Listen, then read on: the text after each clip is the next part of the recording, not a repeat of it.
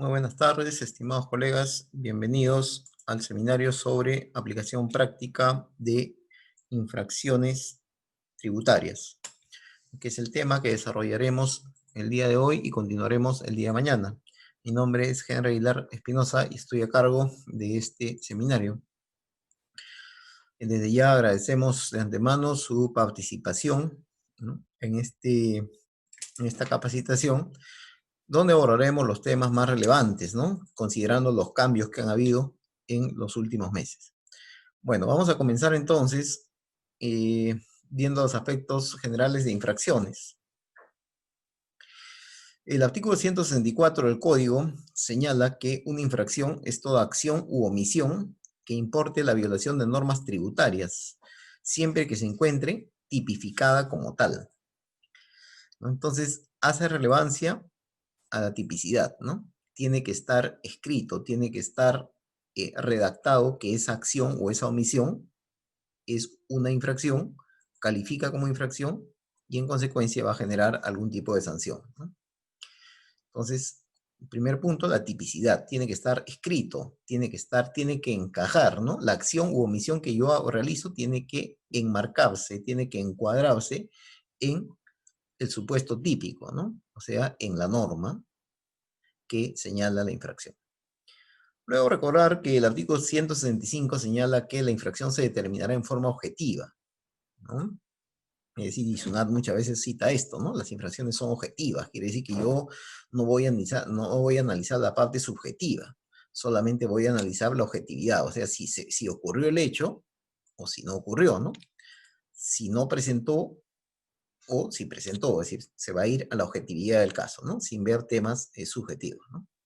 Eso hace en el 165 del Código Tributario, del 165. Buenas tardes con lo que se conecta. Muy bien, ya estamos todos en línea. El artículo 167 hace referencia a la intransmisibilidad de las sanciones. Por su naturaleza personal, no son transmisibles las sanciones a herederos y legatarios, ¿no? O sea, que el contribuyente es el que cometió la infracción y obviamente la sanción no se transmite a herederos. El 170 nos da a entender sobre la improcedencia de aplicación de intereses. Pero es un tema que en la práctica muy poco se ha aplicado, ¿no? Muy poco se ha aplicado. El punto 1 dice, si como producto de una interpretación equivocada de la norma no se hubiese pagado monto alguno de deuda tributaria, por ejemplo, ¿no? Eh, que esté relacionado con dicha interpretación y siempre que la norma aclaratoria señale expresamente la aplicación de este numeral, ¿no? No procederá a la aplicación de intereses ni de sanciones como producto de una interpretación equivocada de la norma. O sea, si como producto de una interpretación errónea de la norma, no me podrían aplicar una sanción. Eso en principio. Pero para que ocurra eso, ¿no?, ¿cuál es el requisito?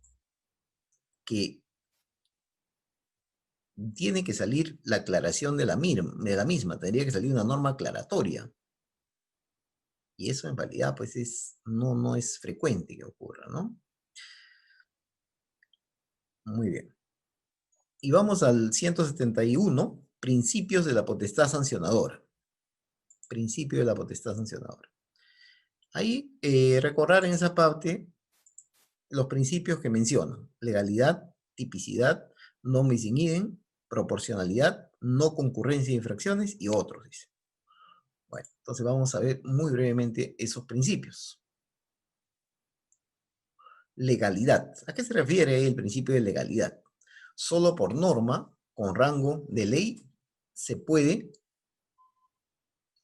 aplicar la potestad sancionadora. O sea, toda infracción tiene que estar en una norma con rango de ley, ¿no? Sea ley, sea decreto legislativo, decreto ley, ¿no? Pero con rango de ley, ¿no? ¿Qué más? Tipicidad, lo que habíamos dicho en su momento. La conducta eh, tiene que encajar en la norma. La conducta infractora, sea la acción o la omisión, tiene que enmarcarse en la norma. Tiene que estar circunscrito en lo que dice la norma. Y acá no se debería admitir ninguna interpretación extensiva o analógica. No debería interpretarse de manera extensiva o analógica, ¿no? Y eso es lo que vamos a ver, gran parte de eso el día de hoy, ¿no? Es cómo se entienden las últimas normas, las últimas variaciones principalmente que ha habido en libros electrónicos, ¿no? ¿Qué más? Non bis in idem. No se puede imponer sucesivamente o de manera sucesiva o simultánea una pena y una sanción administrativa por el mismo hecho, en los casos en que se aprecie identidad de sujeto, identidad de hecho y identidad de fundamento. O bien me sancionan por la vía administrativa o bien me sancionan por la vía penal. Non bis in idem. Principio de proporcionalidad. Supone una correspondencia entre la infracción y la sanción. Claro. Decía, ¿cuál es el perjuicio que he causado? Si he causado un perjuicio, que me sancionen, pero esa tiene que haber cierta proporcionalidad, pues si el error fue mínimo, se entiende que la infracción o la sanción también debería ser proporcional, debería ser en función al daño causado al fisco, ¿no? En este caso. Pero eso también vemos que en la práctica a veces no se condice, ¿no? Y principio de no concurrencia de infracciones. Cuando una misma conducta califique como más de una infracción, se aplicará la sanción prevista para la infracción de mayor gravedad. Ojo con eso. Si hubiera por ahí dos infracciones que me son aplicables, deberían aplicarse la de mayor gravedad. La más onerosa, en otras palabras, ¿no? La más grave, la más onerosa. Si por ahí encajarían dos tipos de infracciones, por ejemplo, en el mismo hecho que he cometido, ¿no? En un mismo acto. Muy bien, un breve repaso y vamos a entrar ahora a analizar el artículo 175, numeral 1 del Código Tributario, que es donde comenzamos con lo que es infracción por no llevar libros de contabilidad, que es la primera. Parece fácil una infracción, pero vamos a ver que cuando analizamos no es tan fácil esta. Parece fácil, ¿no? Muy bien. ¿Qué se sanciona acá? Se sanciona omitir llevar los libros de contabilidad u otros libros o registros exigidos por las leyes, reglamentos o resolución de superintendencia. O sea que una ley me puede exigir un libro, sí, un reglamento también, que es un decreto supremo, ¿no? Y una resolución de superintendencia también me puede exigir un libro. Por ejemplo, la ley que exige un libro, o la ley de renta, ¿no? Artículo 65, ¿no? Por ejemplo, ¿no? El, un reglamento que exija un libro, también, ¿no? Antes el reglamento del IGB, por ejemplo, se explayaba en lo que era el registro de compras y ventas, ¿no? Anteriormente. Y resolución de superintendencia que exija un libro, por ejemplo, podríamos hablar de lo que era antes, por ejemplo, recuerdan el registro de retenciones. Eso de cómo salió, por una resolución de superintendencia, ¿no? Ya, bueno. Entonces, omitir llevar libros exigidos por las leyes, reglamentos o resoluciones de SUNAT. Ahí estamos. Se sanciona con 0.6% de los ingresos netos, ¿no? Tabla 1, ¿no? Que es la más gravosa, ¿no? Régimen general y régimen MIPE. 0.6% de los ingresos netos. Y cuando se refiere a ingresos netos, recordar que el tema de ingresos netos, IN, como lo llama la norma, ¿no? Está referido al total de ventas, ¿no? O ingresos comprendidos en un ejercicio gravable, ¿no? Al total de, aquí viene la definición de ingresos netos. Claro está, eso va a depender, ¿no? Si yo estoy en un régimen general o régimen MIPE, se considera la información contenida en la declaración anual del ejercicio anterior, ¿no? Se va a considerar lo que está en la declaración anual del ejercicio anterior, ¿no? Eso es lo que se considera. Muy bien. Ahora, podría darse el caso que el contribuyente es nuevo o todavía no ha presentado su declaración anual, ¿no? ¿Qué pasaría en esos supuestos? ¿Qué pasaría en ese caso? A ver, en ese caso,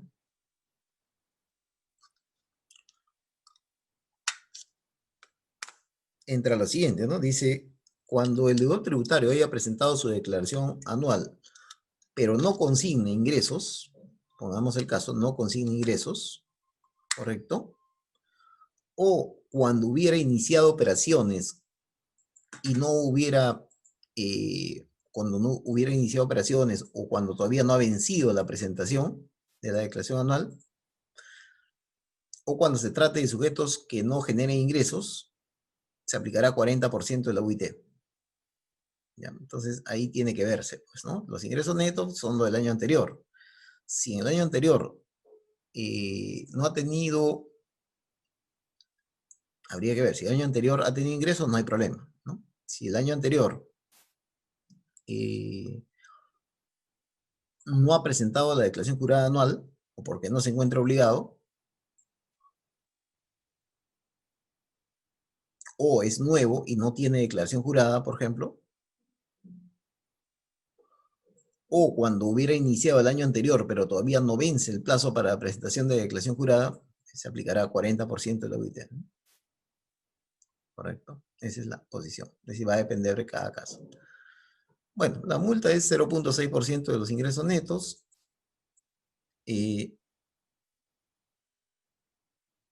O 40% de la UIT. Y los libros que deben llevar, como sabemos, ya va a depender del régimen tributario, ¿no? Régimen general, régimen MIPE, régimen especial y RUS que no lleva libros, ¿no? Entonces, el régimen general depende, obviamente, de los libros de los ingresos, ¿no? De 0 a 300 UIT, 300 a 500, más de 500 a 1700 y más de 1700 UIT, ¿no? Y aparte hay libros adicionales, y en régimen MIPE también está, ¿no? 0 a 300, 300 a 500, 500 a 1700 UIT, ¿no? Y en régimen especial, compras y ventas. Muy bien. Entonces, este cuadro que ya lo conocemos son los libros obligados por cada régimen. Y también a esto se complementa lo que es inventarios y contabilidad de costos, ¿no? Los libros vinculados a contabilidad de costos, ¿no? De 0 a 500 UIT no lleva ningún libro de costos. De 500 a 1500 lleva el inventario físico y más de 1500 UIT lleva el registro de costos y el inventario valorizado y el registro de inventario valorizado, ¿no? Entonces los cuadros se complementan. Muy bien, ¿cuál es la gradualidad del 175 numeral 1?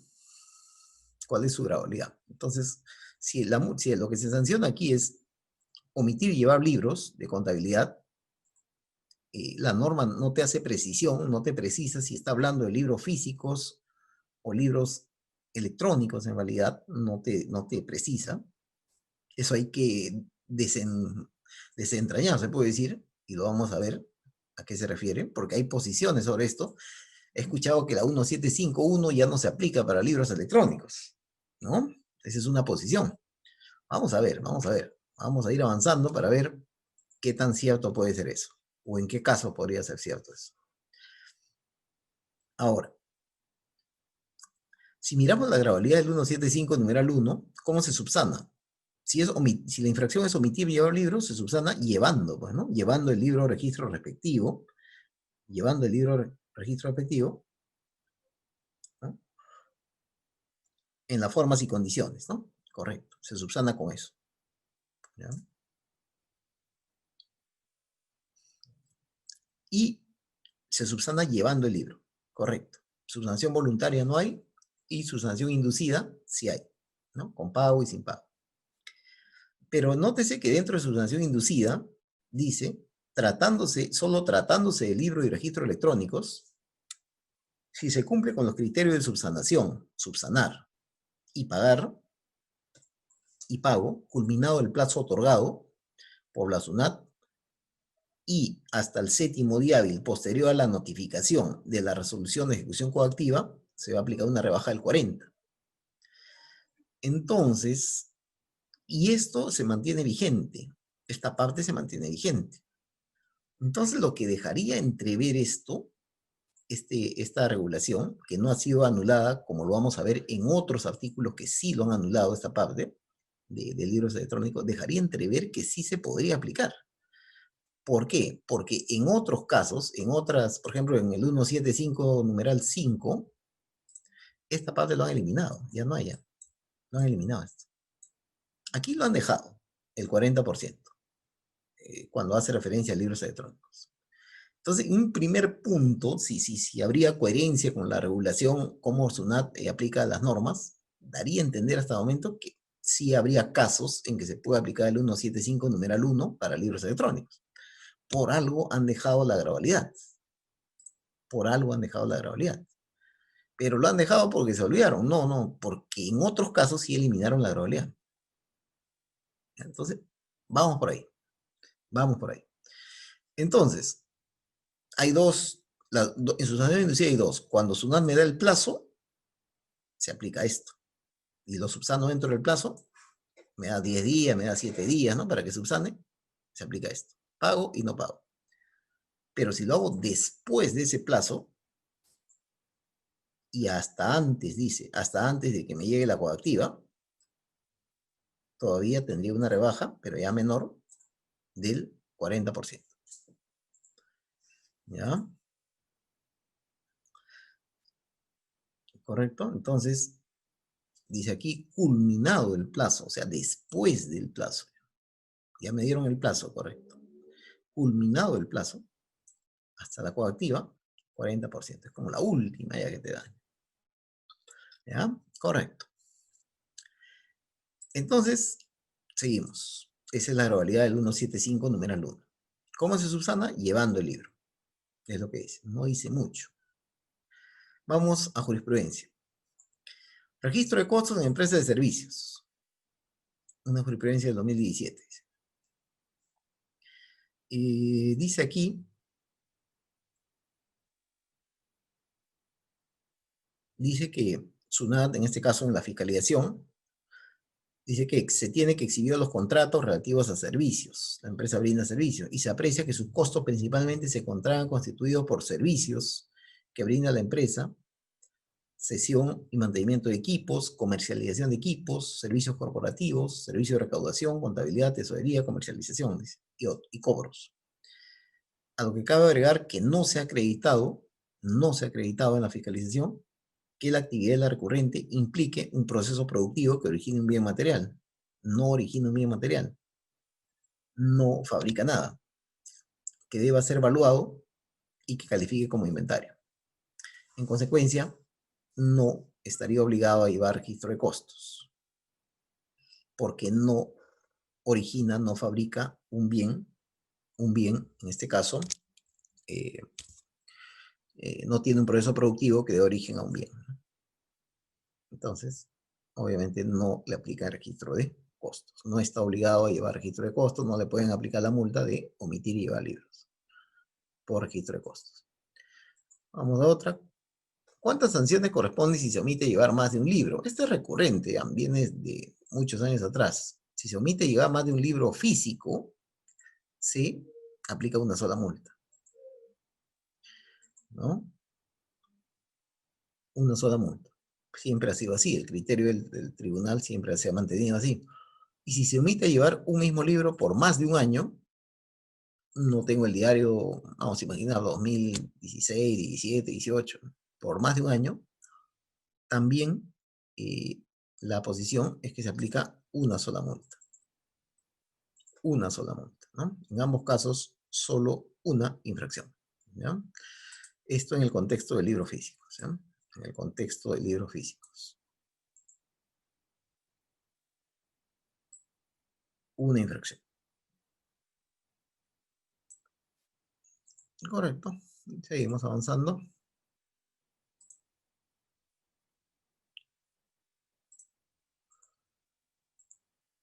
Acá nuevamente en el 2012, ¿no?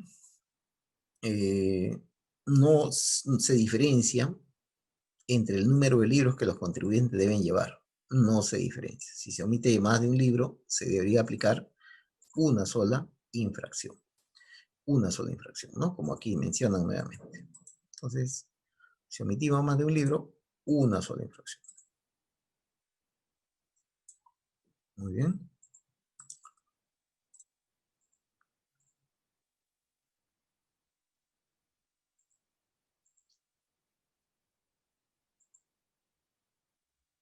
Aquí nuevamente, ¿no?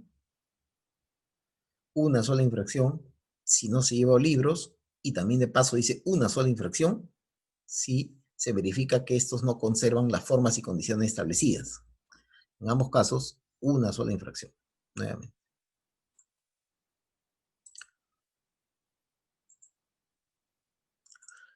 Y el tribunal también ha sido recurrente al decir que cuando se configura esto, cuando se detecta. Esto se configura cuando se detecta. ¿Y cuándo ocurre cuando se detecta? Cuando SUNAT notifica, pues. Claro. SUNAT detecta cuando le notifica al contribuyente, ¿no? Sea en una fiscalización, dentro de una fiscalización, o de repente fuera de una fiscalización también le puede notificar, ¿no?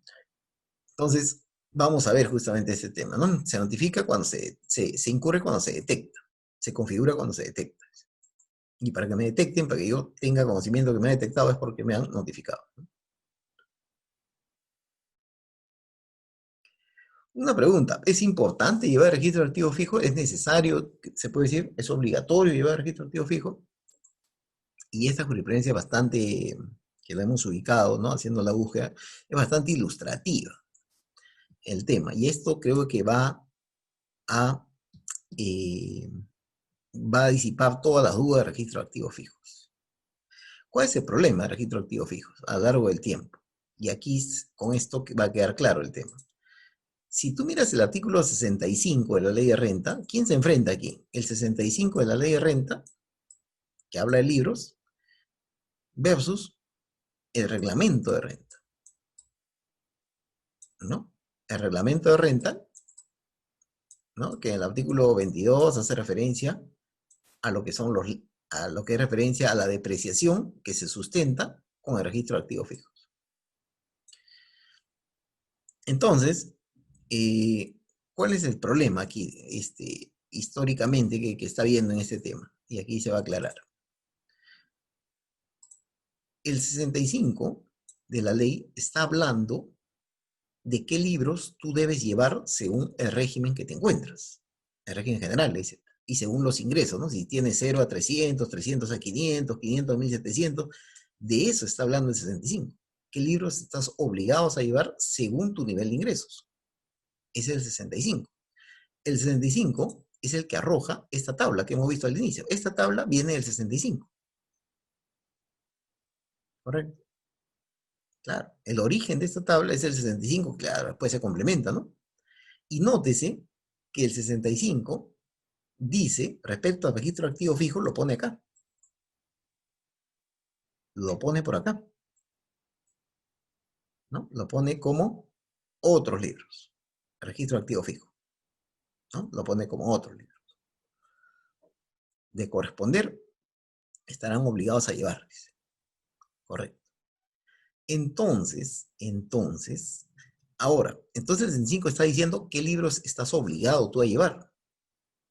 ¿Correcto? Y de ahí sale esta tabla. El 22 de reglamento, ¿de qué está hablando? El 22 de reglamento no está hablando de qué libros estás obligados a llevar. No está hablando de eso.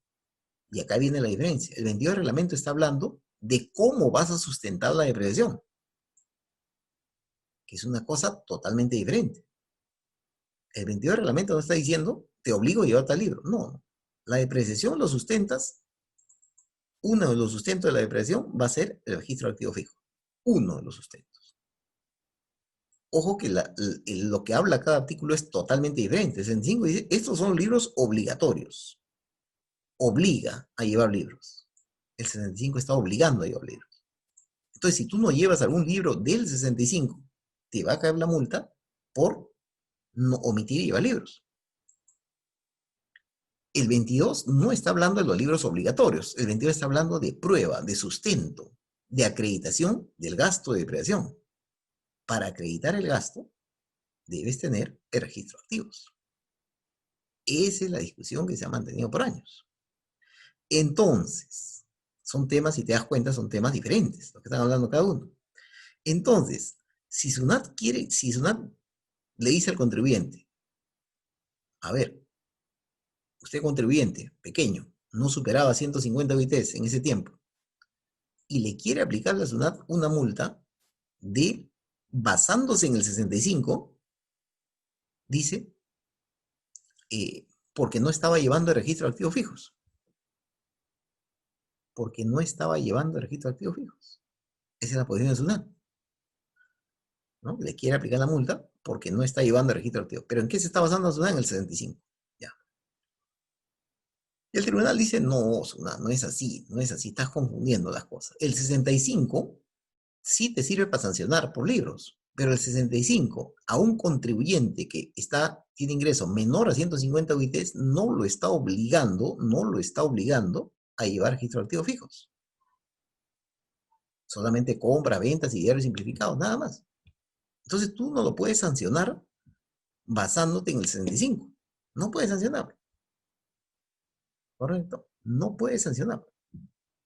¿Correcto? No puedes. Ahora, si tú quieres analizar la depreciación y quieres conocer la depreciación porque no lleva, ese es otro tema. ¿Correcto? Ese es otro tema. Tú no puedes sancionar a un contribuyente que vende menos de 150 UIT de ingresos y decirle que por qué no está llevando un registro de activos fijos. Porque el 65 no lo obliga a llevar. No le está obligando. Entonces, no puedes sancionarlo. Ahora, que tú podrías objetar su depreciación porque no tiene registro de activos, es otro tema. Ahí estás yendo al gasto, no estás yendo a una infracción de libros, estás yendo a otro tema. Eso es como debe entenderse el registro de activos fijos. En líneas generales, el registro de activos fijos sí deberías llevar, pero no porque eso si yo soy un contribuyente pequeño, menos de 150, menos de 300 UIT, no llevo el registro de activo fijo en el sentido que me van a multar o no me van a multar por si no lo llevo, no, sino que lo llevo el registro de activo fijo pensando en que eso me ayuda a sustentar la depreciación. Ese es el razonamiento correcto en ese caso. ¿Ya? Y esta jurisprudencia es bastante ilustrativa en este caso, ¿no? Libro diario de formato simplificado, dice, se consulta si se incurre en la infracción un contribuyente con menores de 150 UITs que lleva contabilidad completa y por ende el diario convencional careciendo del diario simplificado. Ya acá, en este caso concreto, SUNAT opinó que no se va a aplicar la infracción, ¿ya? Porque su razonamiento parte en que el libro diario contiene mayor información que el diario simplificado y en consecuencia, pues, en ese supuesto, si lleva el diario principal y aparte está llevando la contabilidad completa, entonces no le aplicarían por no llevar el diario simplificado. Es la posición que toma SUNAT, discutible, pero esa es la posición que ya tomó, entonces internamente, entiendo, sus áreas deben respetar esto. Libro de actas, claro, si es sociedad anónima, sí debe llevar el libro de actas, que es un libro también vinculado para temas tributarios. Y en realidad aquí no se llevó. Entonces, como no se llevó, ¿qué pasó? Eh, eh, le aplican la multa por no llevar eh, el libro de actas, ¿no? Hay dos libros de actas, pues, ¿correcto? Hay dos libros de actas. El libro de acta de Junta General y hay libro de acta de directorio. Claro, si la empresa tiene Junta General y tiene directorio, tiene los dos, son dos libros de actas separados. Si solamente tiene Junta General, lleva uno, ¿no? ¿Ya? Muy bien. Dejamos un poquito tranquilo ahí los libros físicos y ahora nos metemos a los libros electrónicos. Seguimos en la misma infracción. No te olvides que seguimos en la infracción del artículo 175, numeral 1 del Código Tributario, que es omitir llevar libros. Omitir y llevar libros, ¿no? En eso estamos.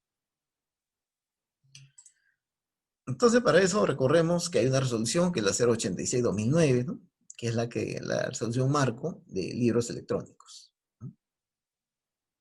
¿Qué dice eso? Apruébese el sistema, ¿no?, de llevado de libros y registros electrónicos. El artículo 7 dice, para generar los libros y registros electrónicos, así como para registrar en ellos las actividades u operaciones, el generador utiliza el PLE y enviará el resumen, dice, ¿no? Enviará el resumen.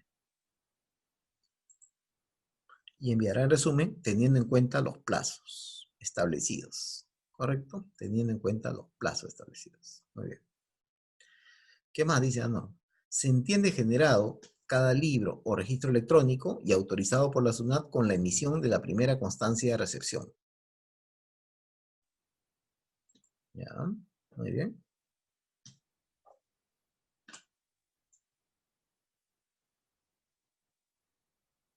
Muy bien.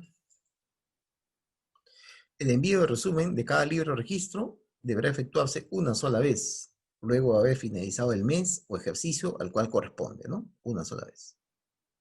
Muy bien, correcto. ¿Qué más? Dentro de lo más relevante, esta resolución dice: el registro de operaciones deberá efectuarse de la siguiente manera, ¿no? En orden cronológico o correlativo, utilizando el plan contable vigente, de no realizarse actividades u operaciones en un determinado mes o ejercicio, el generador seleccionará la opción correspondiente en moneda nacional, incluyendo los registros o asientos de ajuste, reclasificación, rectificación de las actividades, tratándose de libro, inventario y balance, deberá ser firmado por el generador o su representante legal.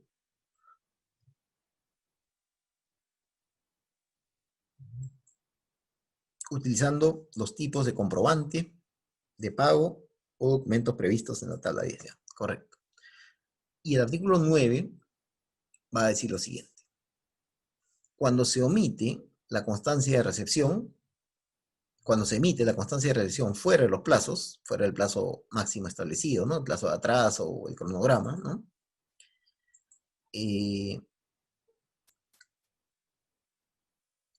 Fuera de los plazos, se considerará que el registro se ha efectuado con atraso mayor al permitido. Eso es lo que dice el 9. Estamos en una resolución SUNAT, ¿no?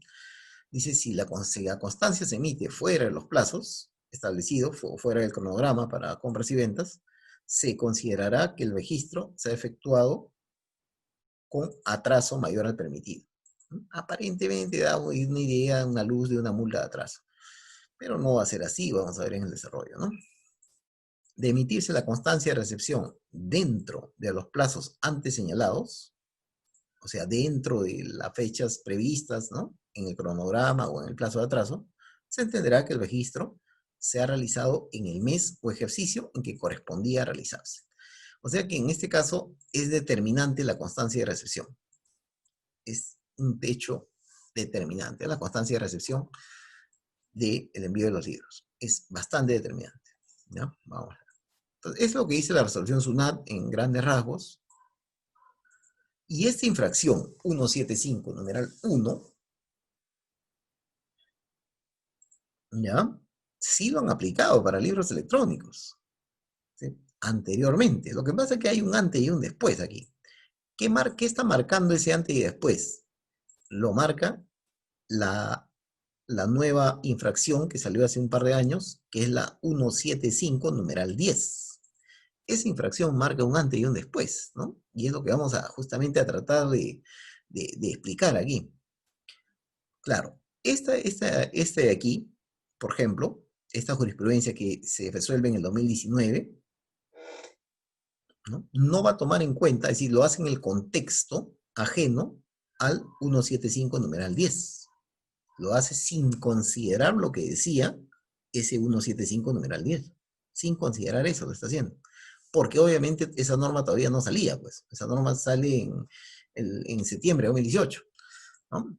Entonces, obviamente no toma en cuenta esa regulación. Lo está haciendo antes de que salga el 175 numeral 10.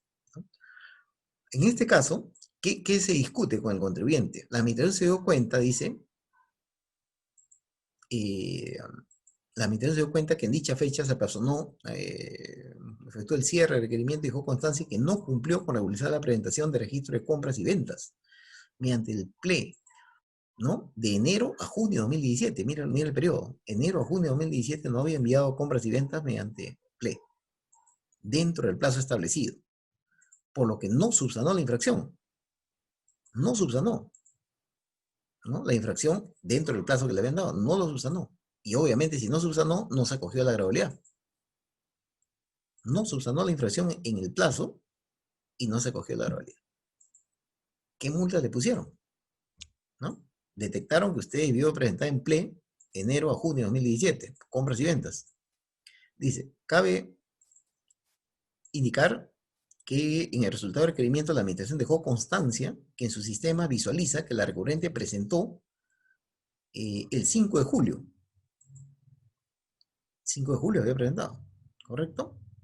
Sin embargo, tal presentación se realizó fuera del plazo de subsanación otorgado, que fue solamente hasta el 30 de junio. Le dieron plazo hasta el 30 de junio 2018, mira la fecha, 2018, y lo presentó fuera, 5 de julio, después del plazo, por lo que se ratifica que no se acogió la gradualidad. ¿Qué infracción le pusieron?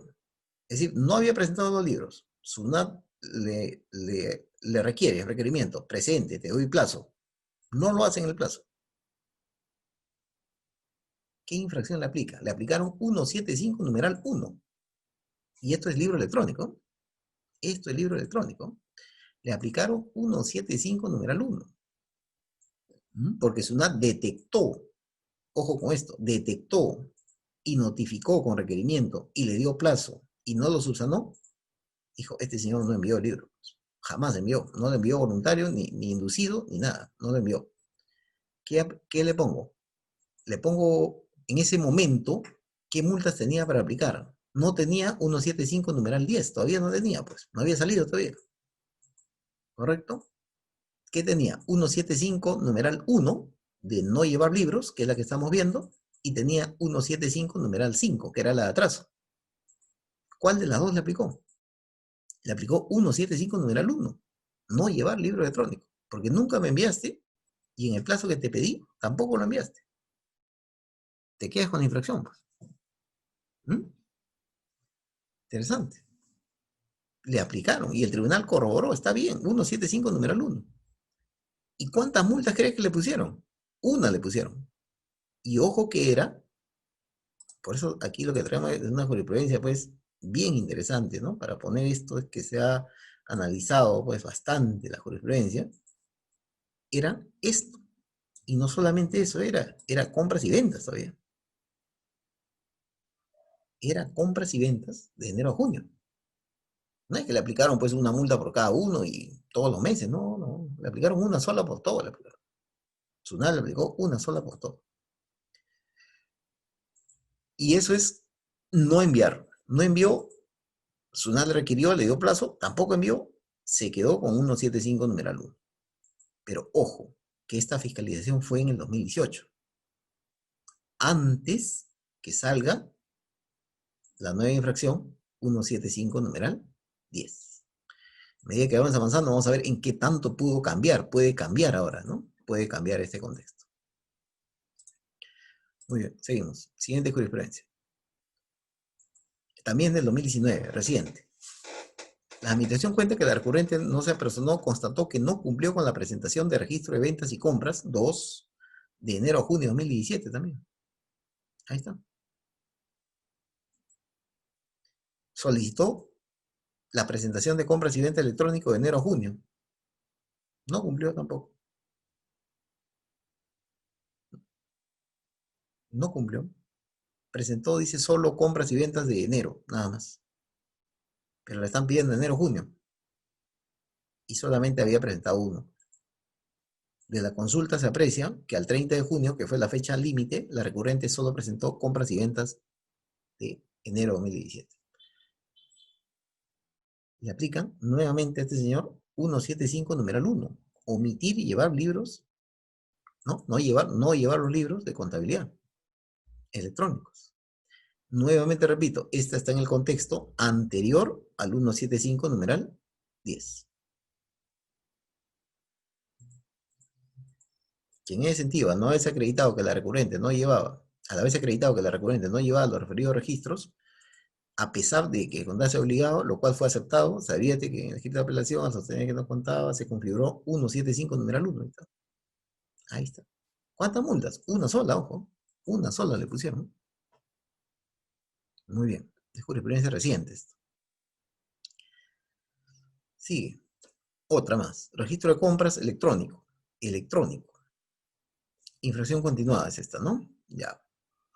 Que lo expuesto y que la documentación que obra en autos se tiene que la recurrente no llevaba el registro de compras electrónico, a pesar de encontrarse obligada, por lo que se configuró la infracción del 175 numeral 1. Que lo alegado en relación a que valor impugnado no se puede verificar cuál es el supuesto periodo, dice, ya no existe coherencia, no resulta atendible toda vez que es una infracción continuada, ¿no? En la fecha que detectó, ¿verdad? Y que se configura al ser una infracción continuada, le van a sancionar en la fecha en que fue detectado por la administración. Así es. Esta se sanciona, omitir y llevar libros se sanciona en la fecha que te detecta. ¿Por qué? Porque es infracción continuada, ¿no? Al ser infracción continuada, quiere decir cuándo comenzó la conducta infractora. Comenzó de repente en enero, y siguió en febrero, y siguió en marzo, infracción continuada, y siguió en abril, ya Tsunami detectó en octubre, ya en octubre me aplican. Ahí se configura, en octubre. Ahí se refiere a infracción continuada. Y aquí le aplican por compras, electrónico, porque nunca envió. 175 numeral 1.